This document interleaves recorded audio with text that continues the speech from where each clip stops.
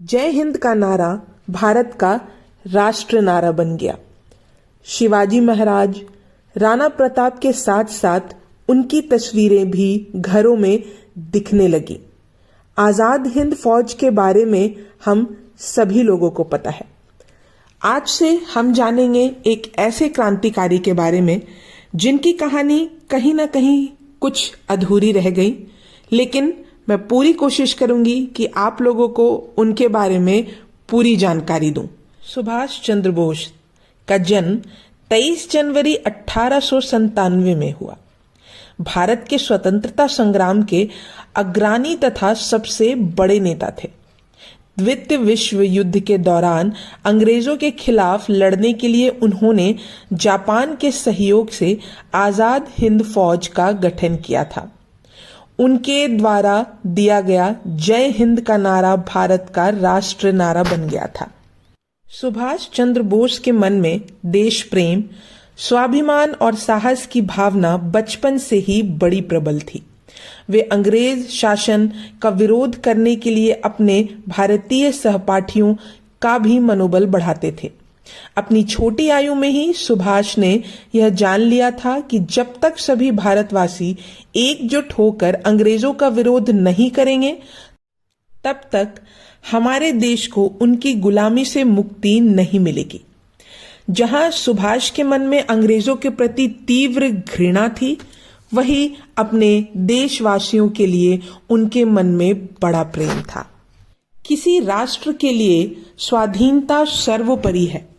इस महान मूल मंत्र को शैशव और नव युवाओं की नसों में प्रवाहित करने, तरुणों की सोई आत्मा को जगाकर देशव्यापी आंदोलन देने और युवा वर्ग की शौर्य शक्ति उद्दसित कर राष्ट्र के युवकों के लिए आजादी को आत्म प्रतिष्ठा का प्रश्न बना देने वाले नेताजी सुभाष चंद्र बोस ने स्वाधीनता संग्राम के महायज्ञ में प्रमुख पुरोहित की भूमिका निभाई। नेताजी ने आत्मविश्वास, भाव प्रवणता, कल्पनाशीलता और नवजागरण के बल पर युवाओं में राष्ट्र के प्रति मुक्ति व इतिहास की रचना का मंगल शंखनाद किया।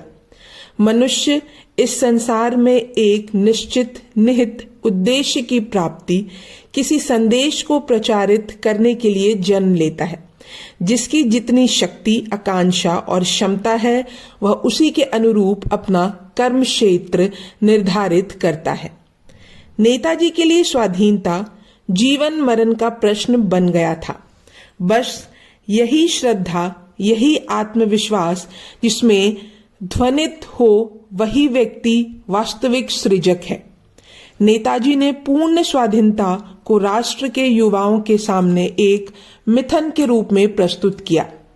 नेताजी ने युवाओं से आह्वान किया कि जो मिशन में आस्था रखता है, वह सच्चा भारतवासी है। बस उनके इसी आह्वान पर ध्वजा उठाए आजादी के दीवानों की आजाद हिंद फौज बन गई। उन्होंने एक बार अपने भाषण में कहा था, विचार व्यक्ति को कार्य करने के लिए धरातल प्रदान करता है। उन्नतिशील, शक्तिशील जाति और पीढ़ी की उत्पत्ति के लिए हमें बेहतर विचार वाले पथ का अवलंबन करना होगा, क्योंकि जब विचार महान, साहसपूर्ण और राष्ट्रता से ओतप्रोत होंगे, तभी हमारा संदेश अंतिम व्यक्ति तक पहुंचेगा। आशा करती हूं कि आप लोगों को यह भाग सुभाष चंद्र बोस का भी बड़ा पसंद आएगा। तो मेरे साथ जुड़े रहिएगा और वीडियो को पूरा देखिएगा। तब तक के लिए धन्यवाद।